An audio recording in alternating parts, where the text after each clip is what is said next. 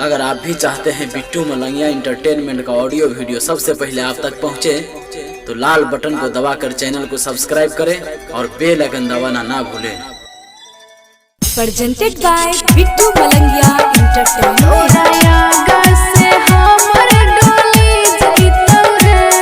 Recording by DJ Gurjuraj Madhubani.